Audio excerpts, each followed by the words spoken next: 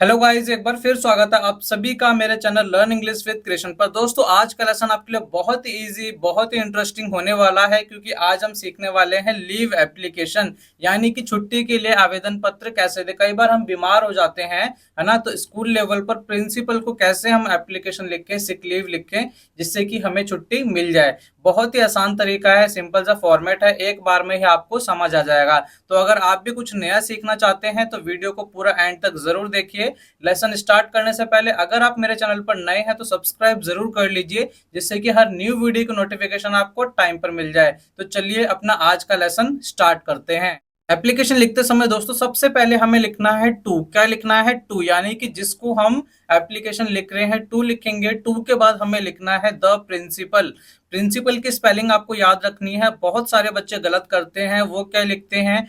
PRINCIPLE लिख देते हैं। प्रिंसिपल वो सिद्धांत होता है, PLE। तो यहाँ पे प्रिंसिपल जो प्रधानाचार्य की स्पेलिंग होगी PRINCIPAL होगी। ओके, टू द प्रिंसिपल लिखना है। उसके बाद स्कूल नेम लिखना है आपको, जो भी स्कूल का नाम होगा वो लिखना है, ये नहीं लिखना ब्रैकेट में। जैसे कि मान लो, है ना, टू द प्रिंसिपल और आपके स्कूल का नाम है दिल्ली पब्लिक स्कूल, एग्जाम्पल के तौर पर लिखा भी है मैंने यहाँ पे। तो हम यहाँ पे नीचे क्या लिख देंगे? टू द प्रिंसिपल के नीचे लिखेंगे हम दिल्ली पब्लिक स्कूल लिख देंगे। और कहाँ पर आपका स्कूल है वो एड्रेस हमें लिख देना है ना। यहाँ पे जैसे कि शालीमार बाग दिल्ली, आपका स्कूल शालीमार बाग में है, दिल्ली में है, किसी भी एरिया में है, तो उस एरिया का आपको नाम लिखना है। स्टेट है वो उसका नाम लिख देंगे, या सिटी जो है उसका नाम लिख देंगे। तो देखो प्रॉपर फॉर्मेट अब कैसे बनेगा।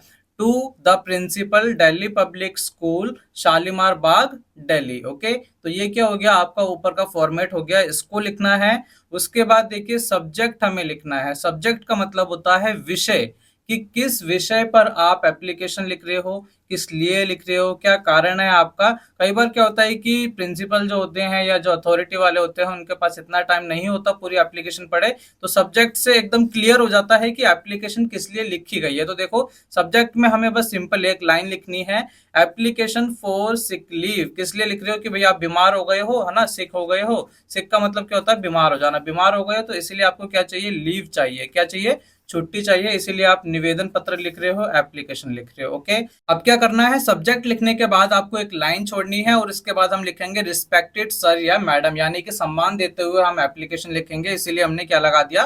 रिस्पेक्ट लगा दिया। प्रिंसिपल क्या है, सर मैडम जो भी है उसके अकॉर्डिंग हम लगा देंगे। उसके बाद देखिए, with due respect I beg to state that I am a student of class 8th in your school. With due respect का मतलब सम्मान देते हुए, है ना। हम कोई भी एप्लीकेशन वगैरह लिखेंगे तो ये ऑफिशियली लिखी जाती है।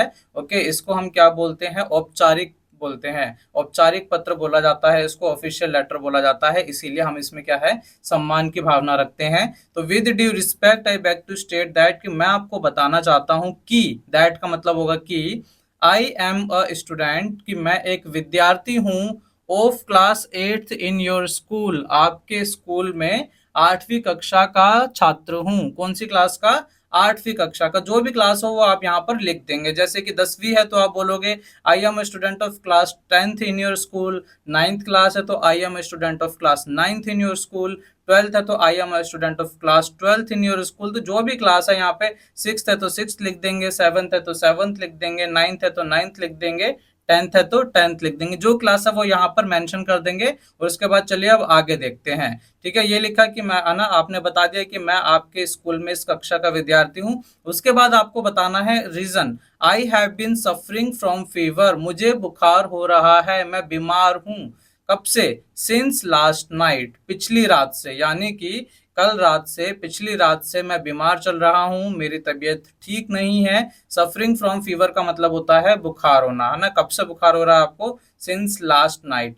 देयरफॉर, इसीलिए, I will not be able to attend the school, इसीलिए मैं स्कूल अटेंड नहीं कर पाऊंगा, मैं स्कूल में नहीं आ सकूंगा या नहीं आ पाऊंगा। विल नॉट बी एबल का मतलब कोई काम आप नहीं कर पाएंगे, उस योग्य नहीं हो पाएंगे। तो आपकी तबीयत खराब है तो इसीलिए आप स्कूल अटेंड नहीं कर पाएंगे। Kindly grant me leave for 2 days, तो कृपया करके मुझे कितनी छुट्टी चाहिए। तो आपने बोला कि कृपया करके, काइंडली मतलब रिस्पेक्ट है ना देते हुए बोलना है आपको कि कृपया करके मुझे 2 दिन का अवकाश प्रदान करें, 2 दिन की छुट्टी प्रदान करें। जितनी छुट्टी आपको लेनी है वो यहाँ आप लिख देंगे, 2 days है तो 2 days, 5 days की चाहिए तो क्या लिख देंगे आप, 5 days लिख देंगे। आगे देखिए, I shall be obliged to you, मैं आपका आभारी रहूंगा। क्या रहूंगा, आपका आभारी रहूंगा। तो सिंपली आपको यहाँ पे लिख देना है, एक बार दोबारा देख लीजिए फॉर्मेट फटाफट से। With due respect I beg to state that I am a student of class 8th in your school, कि सम्मान पूर्वक मैं आपको बताना चाहता हूँ कि मैं आपके स्कूल में 8वीं कक्षा का छात्र हूँ या जो भी क्लास है। I have been suffering from fever since last night, है ना, कल रात से या पिछली रात से मुझे बुखार हो रहा है, मेरी तबीयत ठीक नहीं है। देयरफॉर, इसीलिए, I will not be able to attend the school, इसीलिए मैं स्कूल अटेंड नहीं कर पाऊंगा, मैं स्कूल नहीं आ पाऊंगा।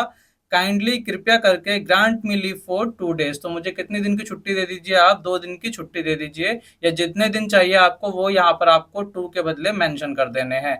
आई shall be oblige to you, मैं आपका क्या रहूंगा, आभारी रहूंगा।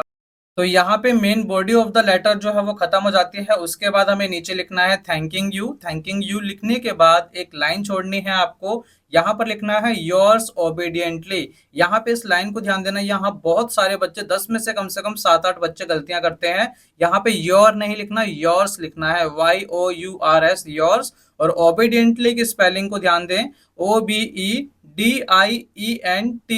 ओबीडियंटली। अगर एक बार में याद नहीं हो रही तो इसको ब्रेक करके 3 पार्ट में आप याद कर सकते हैं, ओबीडियंटली, योर्स ओबीडियंटली। उसके बाद अपना नाम लिख देंगे, यहाँ पे क्लास एंड सेक्शन जो है वो लिखना है, अपना रोल नंबर लिखना है, और उसके बाद जो भी डेट है वो आप यहाँ पर लिख देंगे। जैसे कि मान लो आज 27 तारीख है, 27 लिख देंगे यहाँ पे, मई लिख के 2023 आपको यहाँ पे लिख देना है। ओके, तो इस तरीके से आपको एक एप्लीकेशन सिक लीव के लिए लिखनी है ना। देखा कितना सिंपल तरीका था, बिल्कुल आसानी से आप इसको लिख सकते हो। लिख के 2-3 बार प्रैक्टिस करोगे, याद करोगे, तो हमेशा के लिए, जिंदगी भर के लिए आपको ये याद हो जाएगी, और एग्जाम में भी अगर आती है तो बहुत अच्छे नंबर आप लेकर आ सकते हो। वीडियो पसंद आई हो तो लाइक एंड शेयर करना ना भूलें। अगर आप मेरे चैनल पर नए हैं तो चैनल को सब्सक्राइब जरूर कर लीजिए।